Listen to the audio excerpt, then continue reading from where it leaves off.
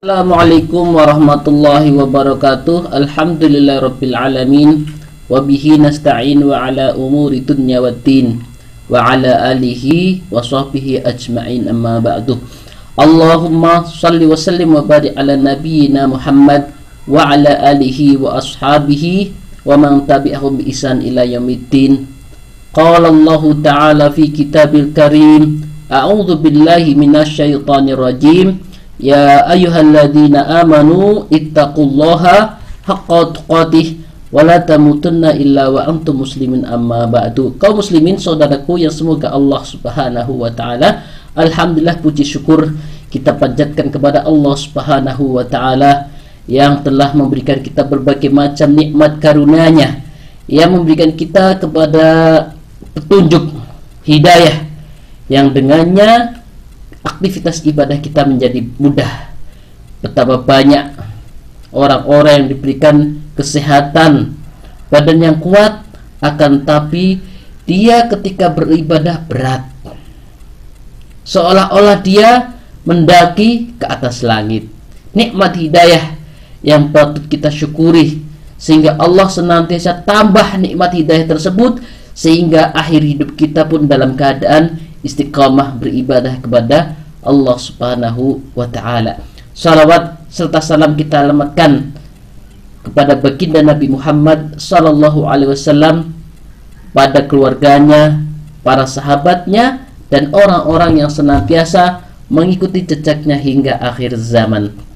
Kaum muslimin, saudaraku yang semoga Allah Subhanahu wa ta'ala merahmati dan memberkahi kita sekalian. Kita lanjutkan pelajaran kita membahas tentang mudah belajar akidah. Pertemuan sebelumnya kita sudah membahas tentang pengertian ibadah dan macam-macam ibadah. Pada hari ini kita akan bahas tentang dasar atau landasan dalam beribadah. Ya, karena di pertemuan sebelumnya kita sudah membahas bagaimana penjelasan ulama tentang pengertian ibadah, yaitu segala hal, ya, segala nama yang mendatangkan kecintaan, keriduan Allah Subhanahu wa ta'ala, baik ucapan maupun perbuatan, yang zahir maupun yang batin. Saudaraku kaum muslimin yang semoga Allah Subhanahu wa ta'ala merahmati dan memberkati kita sekalian, yang pertama adalah syarat ibadah. Yang pertama di antara syarat ibadah adalah ikhlas. Sebagaimana, ya, mungkin di antara kita sudah tidak asing lagi dengan ayat ini, yakni dalam surat Al-Bayyinah, wa ma umiru illa liya'budullaha mukhlishina lahuddin. Padahal mereka tidak disuruh kecuali, ya, supaya menyembah Allah, ya, dengan memurnikan ketaatan kepadanya dalam menjalankan agama yang lurus. Jadi ikhlas ini adalah amalan yang paling agung. Mungkin di antara kita ketika sholat, ya, memakai baju yang sama, warna yang sama, bacaannya pun mungkin bisa jadi sama, bahkan bisa jadi gerakannya sama. Bacaannya sama, gerakannya sama, ya, akan tapi di sisi Allah Subhanahu wa ta'ala berbeda masing-masing orang nilainya. Kuncinya adalah ikhlas yang ada di dalam hatinya. Atau juga dikatakan oleh para ulama, betapa banyak amal yang kecil di hadapan manusia, akan tapi di hadapan Allah besar nilainya. Atau sebaliknya, betapa banyak amalan yang di hadapan manusia terlihat besar, akan tapi di hadapan Allah terlihat kecil, karena kualitas keikhlasan yang dimiliki oleh hambanya ketika beribadah kepada Allah Subhanahu wa ta'ala. Makanya penting sekali kaum muslimin saudaraku yang dirahmati Allah Subhanahu wa ta'ala, senantiasa memperbaiki niat dalam setiap amal. Karena bisa jadi di tengah-tengah ibadah yang sedang kita lakukan, setan mengganggu kita agar tidak ikhlas. Wa ma umiru illa liya'budullaha mukhlishina lahuddin. Mengikhlaskan dalam beragama, dalam beribadah. Pentingnya kita terus mempelajari tentang ilmu keikhlasan, karena sangat berpengaruh sekali terhadap kualitas ibadah kita, terhadap nilai kita di hadapan Allah Subhanahu wa taala. Nah, ini yang tidak bisa dilihat oleh setiap orang satu sama lainnya. Pentingnya kita terus belajar tentang ikhlas, ikhlas, dan ikhlas. Karena memang ini adalah syarat dalam beribadah. Apapun ibadahnya, baik yang kemarin maghdoh, khairum maghdoh, kuncinya adalah tingkat atau kualitas keikhlasan yang ada dalam diri kita. Makanya ibadah hati adalah ibadah yang sangat agung. Ya, salah satunya adalah ikhlas adalah ibadah hati. Yang kedua, kaum muslimin saudaraku yang berbahagia, ya, sesuai dengan syariat Allah, sesuai dengan apa yang dicontohkan oleh Rasulullah Sallallahu Alaihi Wasallam. Ya, ibadah tersebut dalam waktu, tata caranya, ya, misalnya bacaannya, gerakannya, ya, apa yang sudah dijelaskan oleh Rasulullah Shallallahu Alaihi Wasallam. Karena memang apa yang datang dari Rasulullah, in huwa illa wahyu yuha. Ya, bahwasannya apa yang disampaikan oleh Rasulullah Shallallahu Alaihi Wasallam adalah wahyu dari Allah Subhanahu Wa Taala, bukan hawa nafsu Rasulullah Shallallahu Alaihi Wasallam. 23 tahun, ya, lebih khususnya di Madinah, syariat Islam terus diajarkan kepada para sahabat-sahabatnya. Bahkan sampai ketika buang hajat, Rasulullah ajarkan. Ketika mau tidur dan bangun tidur, Rasulullah berikan contohnya, baik tata caranya maupun doa-doanya. Terlebih lagi masalah ibadah yang maghdoh, misalnya sholat, puasa, zakat, haji.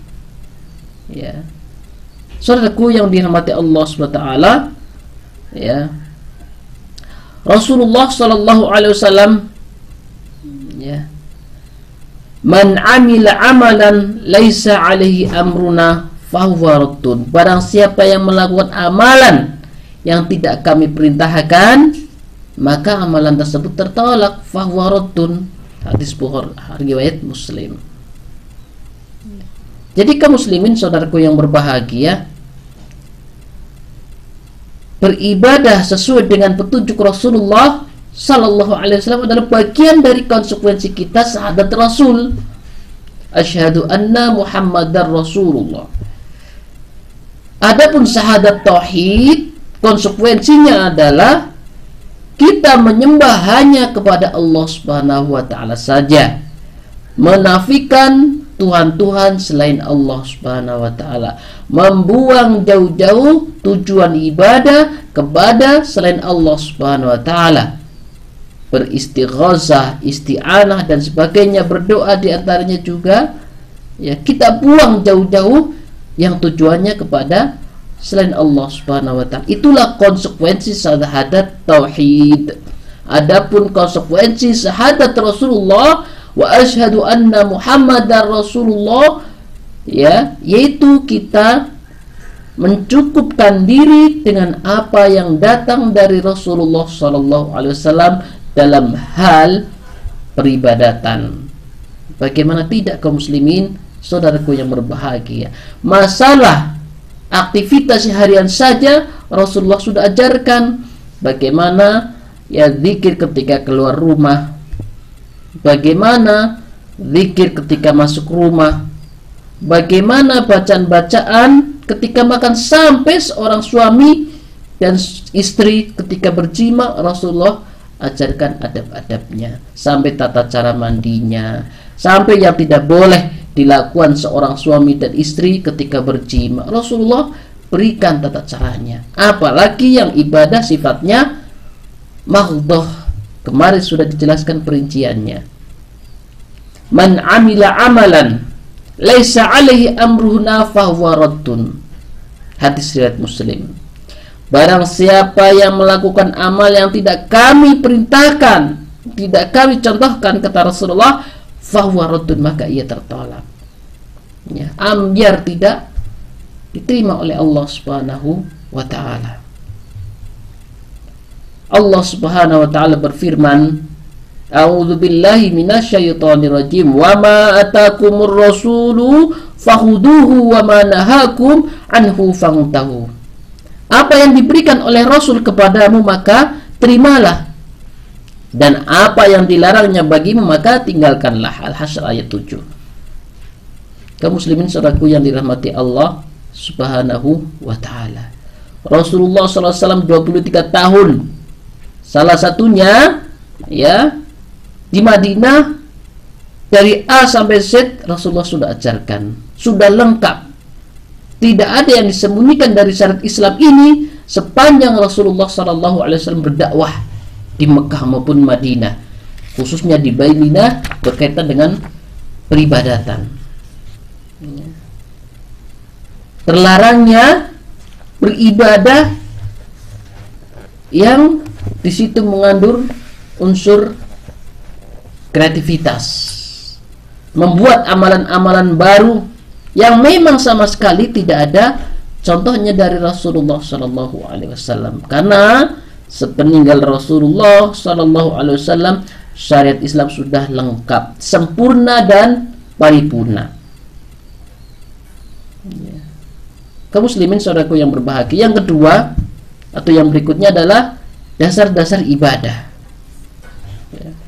Dasar pertama adalah cinta kepada Allah Subhanahu wa ta'ala. Kalaulah tidak ada rasa cinta kepada ibadah tersebut kepada Allah Subhanahu wa ta'ala, orang akan beribadah kepada Allah Subhanahu wa ta'ala. Jadi dasar pertama adalah cinta kepada Allah Subhanahu wa ta'ala dalam beribadah. Ya. Cinta ini adalah dasar beribadah karena setiap hamba wajib mencintai Allah Subhanahu wa ta'ala, mencintai segala hal yang dicintai oleh Allah Subhanahu wa ta'ala, ketaatan, ya, membenci apa yang dibenci oleh Allah Subhanahu wa ta'ala, mencintai semua kekasih-kasih Allah Subhanahu wa ta'ala, mencintai orang-orang beriman, mencintai para rasul-rasulnya. Inilah dasar pertama, yakni ya, cinta kepada Allah Subhanahu wa ta'ala. Allah Subhanahu wa ta'ala berfirman, A'udzu billahi minasyaitonir rajim. Alladzina amanu wa tatma'innu qulubuhum bi dzikrillah. Ala bi dzikrillah tatma'innul qulub. Yaitu orang-orang yang beriman dan hati mereka menjadi tentram dengan mengingat Allah. Ingatlah, hanya dengan mengingat Allah lah hati menjadi tentram. Ar-Ra'd ayat 8. Bahkan Rasulullah Sallallahu Alaihi Wasallam bersabda, "Qum ya Bilal, fa'arihna bis salat." Berdirilah wahai Bilal dan hiburlah kami dengan salat. Ju'ilat qurratu aini fis salat. Kesenanganku diletakkan dalam salat. Orang yang sudah memiliki kecintaan kepada Allah Subhanahu wa ta'ala, hatinya menjadi tenang ketika salat. Hatinya menjadi tenang ketika zikir kepada Allah Subhanahu wa ta'ala. Hatinya menjadi tenang ketika membaca ayat-ayat Allah Subhanahu wa ta'ala. Akan tetapi orang-orang yang tidak memiliki kecintaan kepada Allah Subhanahu wa ta'ala, dia berat membaca Al-Quran. Hatinya selalu gelisah. Harta yang banyak tidak menjamin hadirnya ketenangan dalam hidupnya. Karena di antara sumber datangnya ketenangan dalam jiwa adalah berzikir kepada Allah Subhanahu wa ta'ala. Alladzina amanu wa tatma'innu qulubuhum ala bi dzikrillah tatma'innul qulub.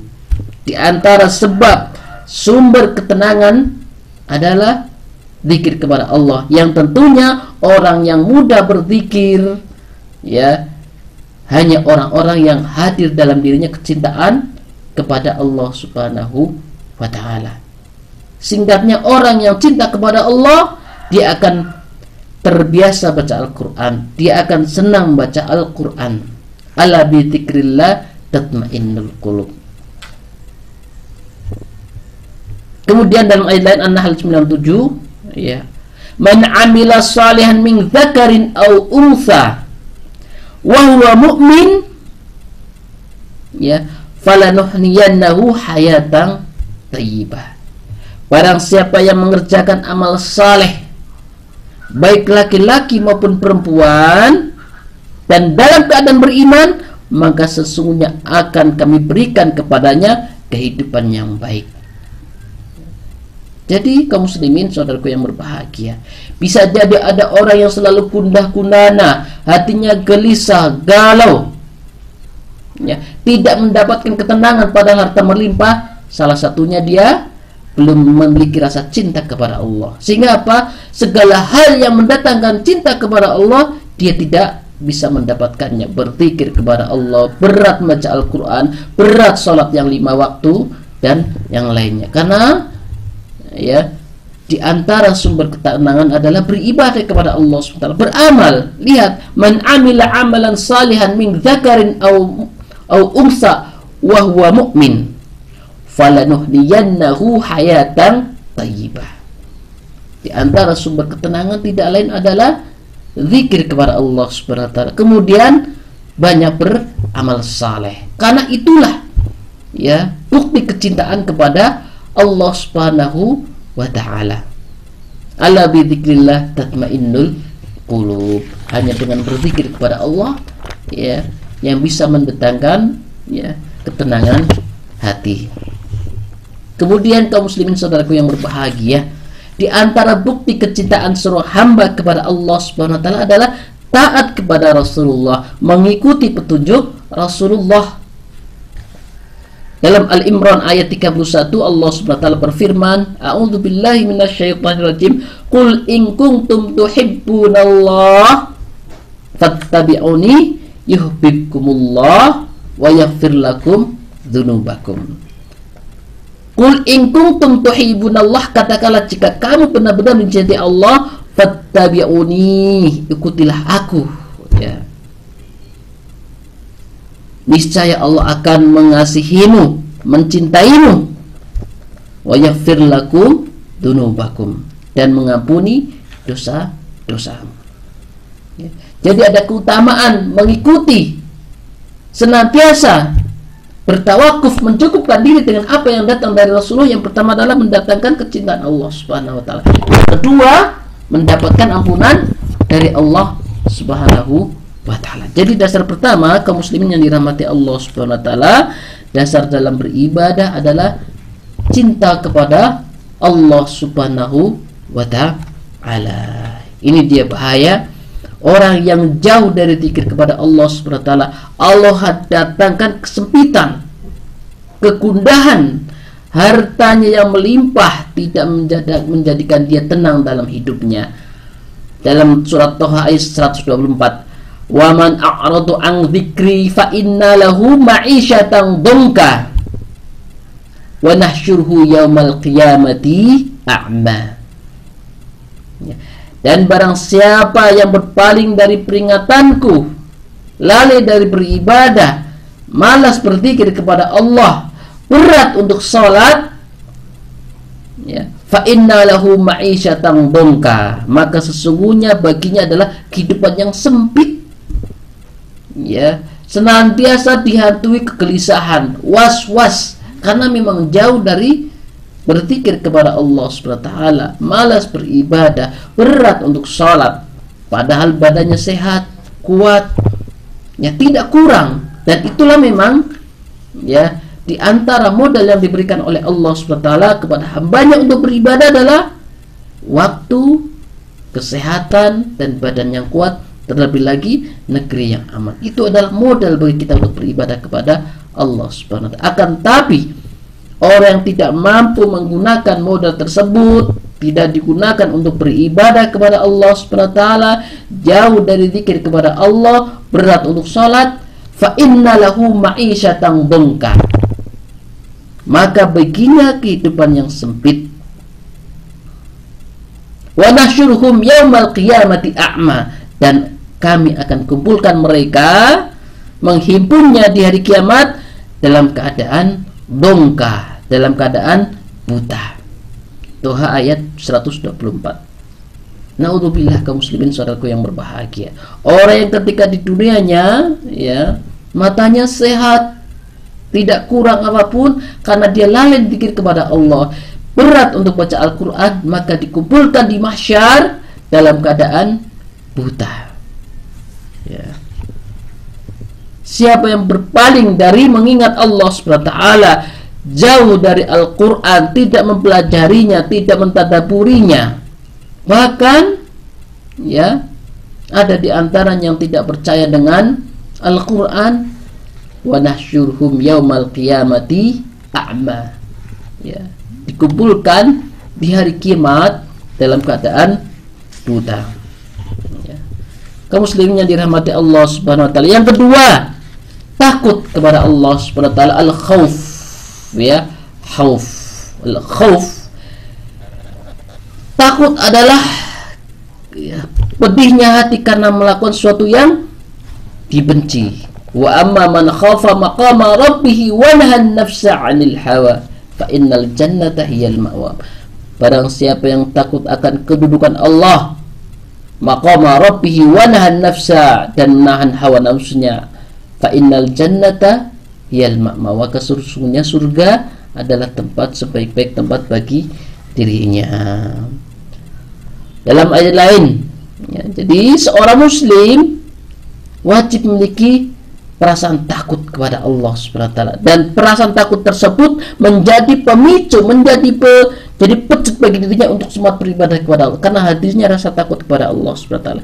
Orang yang ya lancang kepada Allah Subhanahu wa taala, orang yang sembrono kepada Allah Subhanahu wa taala adalah orang yang tidak memiliki rasa takut dalam dadanya, sehingga apa? Dia hidup sesukanya, merasa nyaman dalam kemaksiatannya. Itu adalah orang yang tidak memiliki rasa takut kepada Allah SWT. Rasa takut yang ada dalam dadanya menjadi pecut bagi dirinya untuk semangat beribadah. Takut akan keagungan Allah Subhanahu wa taala, tingginya kedudukan Allah Subhanahu wa taala di matanya. Kaum muslimin saudaraku yang dirahmati Allah Subhanahu wa taala, ya, jadi wajib bagi kita untuk memiliki rasa takut, merasa diawasi oleh Allah Subhanahu wa taala, kehadiran Allah di tengah-tengah kita, merasa dipantau. Di antara sebab orang tidak peduli dengan ibadahnya, tidak peka dengan kemaksiatan yang dilakukannya, dan tidak segera bertobat kepada Allah adalah tidak adanya rasa takut yang dimiliki pada dirinya. Fala takhafuhum wa khafuni in kuntum mu'minin, karena itu janganlah kamu takut kepada mereka, takutlah kepadaku jika kamu benar-benar orang yang beriman. Di antara sifat karakter yang dimiliki oleh orang-orang yang beriman adalah rasa takut yang ada dalam dirinya. Ya. Kaum muslimin saudaraku yang berbahagia, ya. Yang ketiga, roja, berharap. Roja adalah menginginkan pahala dari Allah Subhanahu wa taala dan ampunan, serta ya menanti rahmat. Dan ini adalah satu yang kita butuhkan, yakni rahmat Allah, kasih sayang Allah. Amal kita tidak cukup untuk membayar surga. Kita butuh rahmat Allah Subhanahu wa taala. 24 jam ya diminta oleh Allah Subhanahu wa taala, 5 waktu saja berat. Ya. 5 waktu saja berat. Nah, kita sangat butuh rahmat Allah Subhanahu wa taala. Khaufan wa tama'a, dan berdoalah kepada Allah dengan rasa takut dan harapan akan dikabulkan doa-doanya, diterima amal salehnya. Allah Subhanahu wa taala dalam ayat lain dijelaskan, A'udzubillahi minasyaitonirrajim. Amman huwa qanitatun ana al-laili sajidan wa qa'iman yahdharul akhirata wa yarju rahmatar rabbih. Apakah kamu, hai orang musyrik yang lebih beruntung, ataukah orang yang beribadah di waktu-waktu malam dengan sujud dan berdiri? Ya, sajidan wa qa'iman. Ya, sedang ia takut kepada azab akhirat dan mengharapkan rahmat Rabbnya. As-Zumar ayat 9. Ya. Atau dalam ayat lain, a'udzubillahi minasyaitonirrajim, innahum kanu yusari'una fil khairat wa yad'unana raghaban wa rahaba wa kanu lana khashi'in. Sesungguhnya mereka adalah orang-orang yang selalu bersegera dalam mengerjakan perbuatan-perbuatan yang baik, dan mereka berdoa kepada kami dengan harap dan cemas, khaufan wa tama'an, rohoban wa rohaba. Ya. Dan mereka adalah orang-orang yang khusyuk kepada kami. Ya, roja itu ada 3 macam. Ya, harapan. Ya, pertama, harapan orang yang taat kepada Allah agar amalnya diterima. Dan di antara tadi sudah jelaskan, di antara syarat diterimanya amal adalah ikhlas dan mengikuti petunjuk Rasulullah SAW. Kita berharap dengan terpenuhinya 2 syarat tersebut, amal ibadah kita diterima oleh Allah Subhanahu wa taala. Yang kedua, harapan orang melakukan perbuatan dosa kemudian bertobat darinya agar Allah mengampuni dosa-dosanya. Kita berharap, ya, agar dosa-dosa kita diampuni oleh Allah SWT. Banyak-banyak beristighfar. Rasulullah SAW minimal 70 kali dalam sehari beristighfar dan minta ampun kepada Allah SWT. Tentu kita lebih butuh lagi untuk minta taubat, beristighfar kepada Allah Subhanahu wa taala. Kaum muslimin saudaraku yang dirahmati Allah Subhanahu wa taala. Yang ketiga, ya, harapan orang-orang yang lalai dalam menunaikan kewajiban, terjerumus dalam perkara yang haram dan terus melakukannya, kendati demikian dia mengharap rahmat Allah Subhanahu wa taala. Jadi ahli maksiat, para pendosa, sekalipun dia bergelimang dalam dosanya, dalam maksiat, dia tapi masih memiliki rasa harap, berharap, bahkan begitu berharap agar ampunan Allah Subhanahu wa taala, ya, akan tapi dia masih terus berbuat maksiat kepada Allah Subhanahu wa taala. Kaum muslimin saudaraku yang dirahmati Allah Subhanahu wa taala, Abu Utsman Al-Jauzi rahimahullah berkata, di antara tanda kebahagiaan adalah engkau melaksanakan ketaatan sementara engkau takut bila ketaatan tersebut tidak diterima. Ya. Jadi di antara tanda kebahagiaan adalah seseorang beribadah, sholat yang wajib maupun yang sunnah, ya, takut apabila amal salehnya tidak diterima oleh Allah Subhanahu wa taala. Allah Subhanahu wa taala berfirman, a'udzubillahi minasyaitonirrajim, innal ladzina amanu wal ladzina hajaru wa jahadu fi sabilillahi ulaika yarjuna rahmatallah wallahu ghafurur rahim. Sesungguhnya orang-orang yang beriman, innal ladzina amanu wal ladzina hajaru wa jahadu fi sabilillah, orang-orang yang hijrah, orang-orang berjihad di jalan Allah, ulaika yarjuna rahmatullah, mereka itulah, ya, orang-orang yang mengharap rahmat Allah, ya, wallahu ghafurur rahim, sesungguhnya, ya, dan Allah Maha Pengampun lagi Maha Penyayang. Al-Baqarah 218. Kaum muslimin saudaraku yang berbahagia, ya, demikian bahwa di antara, ya, pondasi dalam beribadah adalah khauf, mahabbah, ya, kemudian roja, ya, yang ketiga adalah khauf, ya. Jadi mahabbah, khauf dan roja itulah, ya, pondasi atau dasar dalam beribadah. yang satu sama lainnya harus kita miliki, ketiga-tiganya harus kita miliki. Khauf, rasa takut kepada Allah Subhanahu wa taala, dan ini adalah pemicu pecut bagi seorang hamba. Karena apa? Hadirnya rasa takut menjadi dia lebih berhati-hati, ya, takwa, ya, takwa, berhati-hati, karena memang dia merasa diawasi oleh Allah Subhanahu wa taala, merasa hadirnya Allah Subhanahu wa taala di hadapannya, ya, kebersamaan Allah, ya, dengan Allah Subhanahu wa taala, sehingga dia waspada, ya, hati-hati dalam setiap amal perbuatannya. Kemudian roja, berharap, ya, berharap, ya.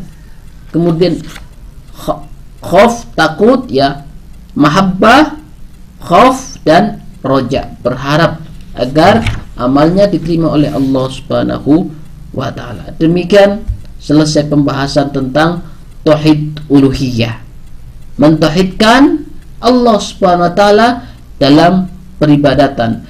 Hanya kepada Allah sajalah tujuan kita beribadah, berdoa, isti'anah, istighosah. Kita arahkan hanya kepada Allah Subhanahu wa taala. Itulah, ya, tauhid uluhiyah, mentauhidkan Allah dalam hal peribadatan. Demikian, mudah-mudahan ada manfaatnya. Wal afu minkum, kurang lebih